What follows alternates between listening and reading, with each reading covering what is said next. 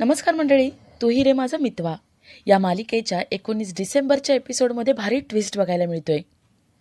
आणि ट्विस्ट असा असणार आहे की घरामध्ये सगळीकडे सगळ्यांनी शोधाशोध केलेली असते. घराबाहेर जाऊन राकेशने ज्वेलरकडे त्या पादुका विकल्या आहेत का हेही चेक केलं जातं, पण पादुका त्यांना कुठेच सापडत नाही. घरातले सगळे बाहेर आलेले असतात. आता गुरुजी कोणत्याही क्षणी येणार म्हणून आजींच्या काळजाचा ठोका चुकलेला असतो. आजी म्हणतात, ईश्वरी, अर्णव, तुम्ही दोघं म्हणाला होतात ना की पादुका शोधून दाखवाल. अरे कुठे आहेत पादुका? गुरुजी आता कुठल्याही क्षणी येतील, त्यांना काय उत्तर द्यायचं आहे? या संकटातून मार्ग कसं काढायचा आहे? आजी अर्णव ईश्वरी यांच्याकडे उत्तर मागत असतात. अर्णवला काही सुचत नाही. पण मगाशी राकेश जे म्हणाला होता की त्याने पादुका चोरल्यात हे ईश्वरीला आठवत असतं. ईश्वरीला आठवतं की थोड्या वेळापूर्वी राकेश त्या चौरंगाजवळ होता. ईश्वरी ठरवते की आपण जो चौरंग बांधलाय तोच उचलायचा. ईश्वरी म्हणते, पादुका शोधायच्या असतील ना तर एकच मार्ग करावा लागेल. ईश्वरी चौरंगाजवळ जाते आणि चौरंग उचलत असते. राकेश पुरता घाबरतो. राकेश मनात म्हणतो, ही या चौरंगाजवळ का जातीये? हिला समजलं का पादुका चौरंगाच्या खाली ठेवल्या आहेत? ईश्वरी त्या ताटाच्या पाया पडते आणि चौरंग उचलते. आता ईश्वरीच्या हुशारीमुळे पादुका तर सापडतील, पण राकेशची सगळीकडून कोंडी केल्यामुळे तो कसा आता संकटात अडकतोय. आणि बॉसने त्याला धमकावले, 2 दिवसात पैसे द्यायचेत. 2 दिवस तर उलटून जाणार आहेत. राकेश काय करणार आहे पुढे? आणि तो बॉस, दादा दोघंही राकेशला कशी अद्दल घडवणार आहेत ते बघण्यासारखं असेल. तर या सगळ्याची सुरुवात कशी होते ते थोडक्यात पाहू. तर मालिकेमध्ये की ईश्वरी पादुकांची पूजा करायला येते आणि ती समोर बघते तर पादुका गायब झालेल्या. ईश्वरी सगळ्यांना मोठ्याने आवाज देते. सगळे तिथे येतात. वल्लरी तर ईश्वरीवरती संशय घ्यायला सुरुवात करते. ती ईश्वरीला खूप बोलते. ती ईश्वरीला म्हणते, खरं खरं सांग, सोन्याच्या पादुका बघून तुझी नियत फिरली ना? तू मुद्दाम ह्या सोन्याच्या पादुका चोरल्या आहेत ना? राकेश विचारतो, मामी, अहो असं का बोलताय तुम्ही? ईश्वरीजी का चोरतील पादुका? वल्लरीला तेव्हा आठवतं, आदल्या दिवशी ईश्वरी पादुका घरी येणार आहे त्याची तयारी करत होती आणि तिने माहेरी फोन लावला होता. घरच्या सगळ्यांना बोलवलं होतं. त्यावेळेस ईश्वरीला समजलं होतं की घरच्या बाबांच्या ट्रीटमेंटसाठी त्यांना दिल्लीला घेऊन जाणार आहेत आणि त्यासाठी 8 लाख रुपये हवेत. वल्लरीने फोनवरचं सगळं बोलणं ऐकलेलं असतं. वल्लरी सगळ्यांना सांगते की काल रात्री मी ऐकलं होतं, या ईश्वरीला तिच्या बाबांच्या ट्रीटमेंटसाठी 8 लाख रुपये हवेत. बोल, हवेत ना? आणि त्याचमुळे तू पादुका चोरल्या आहेत ना? मला तर पूर्ण खात्री आहे, आपल्या घरचा पैसा बघून ही या घरामध्ये आली आहे. हिला फक्त इथून पैसा काढायचा आहे आणि आपल्या माहेरी पुरवायचं आहे. ईश्वरी म्हणते, मी असं काही केलेलं नाही आहे. अंजलीला सुद्धा पूर्ण खात्री असते की ईश्वरी असं काही चुकीचं वागणारच नाही. राकेश ईश्वरीला नावं ठेवायला लागतो. राकेश म्हणतो, ईश्वरीजी, अहो का चोरी केलीत तुम्ही? तुम्हाला जर पैसे हवेच होते तर अर्णवला सांगायचं होतं, त्याने सहज काढून दिले असते. पण ही चोरी मारी, ही आम्हाला नाही आवडत असं. ईश्वरी पुन्हा पुन्हा सांगण्याचा प्रयत्न करते की तिने पादुका चोरल्या नाही आहेत, पण वल्लरी, राकेश ऐकायला तयार नसतात. ते ईश्वरीला खूप बोलत असतात आणि तिच्यावरती आरोप लावत असतात. तेवढ्यात तिथे अर्णव येतो.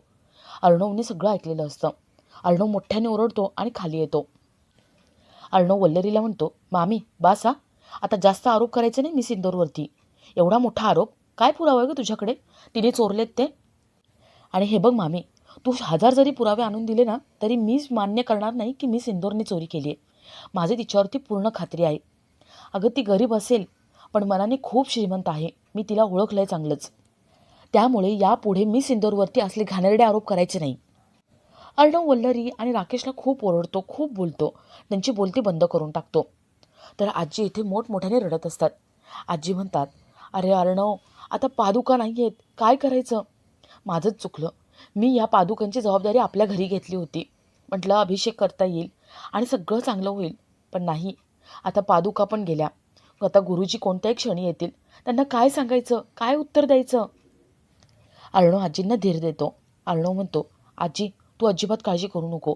मी आहे ना, मी शोधून काढीन. चोरालासुद्धा आणि त्या पादुकांनासुद्धा. मला फक्त थोडा वेळ दे. तेवढ्यात आजींचा फोन असतो. आजींना समजतं की गुरुजी 2 तासात पोहोचणार आहेत. आजी फोन ठेवतात आणि घरातल्या सगळ्यांना सांगतात की गुरुजी 2 तासात येणार आहेत आणि आपलं त्यांना अभिषेक करायचा आहे. पण आता पादुकाच गायब आहे तर काय करायचं? सगळे खूप टेन्शनमध्ये असतात. अर्णव म्हणतो, आजी रडू नकोस. आजी अंजली आणि राकेशला सांगतो की आजींना आतमध्ये घेऊन जा. त्यांना सावरा, त्यांना धीर द्या. अंजली, राकेश आजींना आतमध्ये घेऊन जातात. अर्णव आकाश आणि अविनाशला सांगतो की तुम्ही ज्वेलरच्या दुकानात जाऊन या आणि तिथे विचारा पादुका मिळाल्या आहेत का, तिथे विकल्या आहेत का कोणी. ते दोघं बाहेर निघून जातात. अर्णव म्हणतो, मी सिंदूर चल आपण घरामध्ये सगळीकडे बघू, सगळ्यांचे रूम चेक करू. वल्लरी म्हणते, तुम्ही सगळीकडे शोधाशोध कराल पण तुमची खोली कोण चेक करणार, तुमची खोली मी चेक करणार. वल्लरी ईश्वरीची खोली चेक करायला जाते आणि अर्णव ईश्वरी राकेशची खोली चेक करायला जातात. तर इथे राकेश अंजली आजींना रूममध्ये घेऊन येतात. आजी रडत बसलेल्या असतात. अंजली त्यांना धीर देण्याचा प्रयत्न करते. तर राकेश मनात म्हणतो, बाप रे, हे काय चालू आहे सगळं, एवढी शोधाशोध चालू आहे, शोधाशोध एवढी जोरात चालू आहे. आता मला कल्टी मारायला पाहिजे, त्या पादुका घेऊन जायला पाहिजे.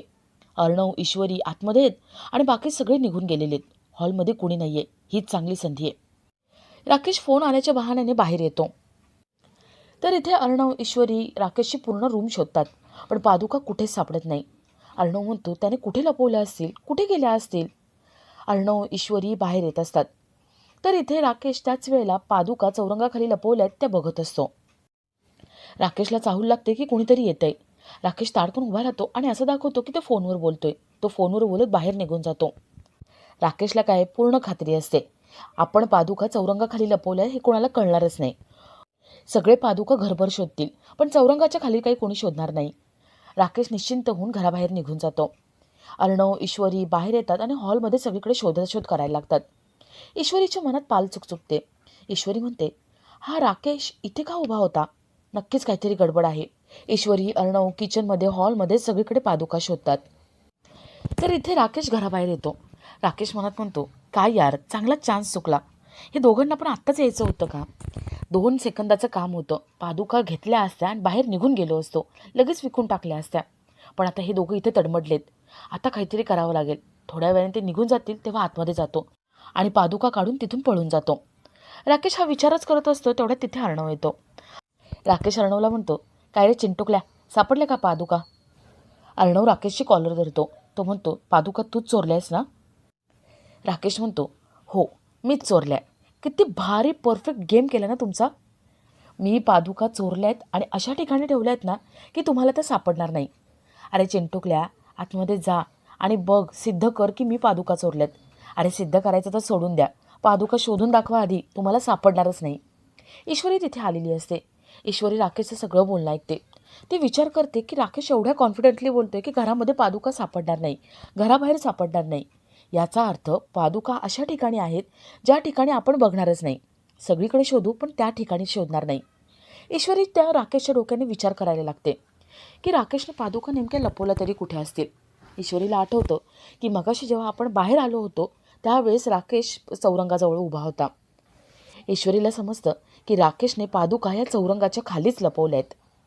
ईश्वरी अर्णवला म्हणते, सर चला आतमध्ये, आपण शोधू पादुका.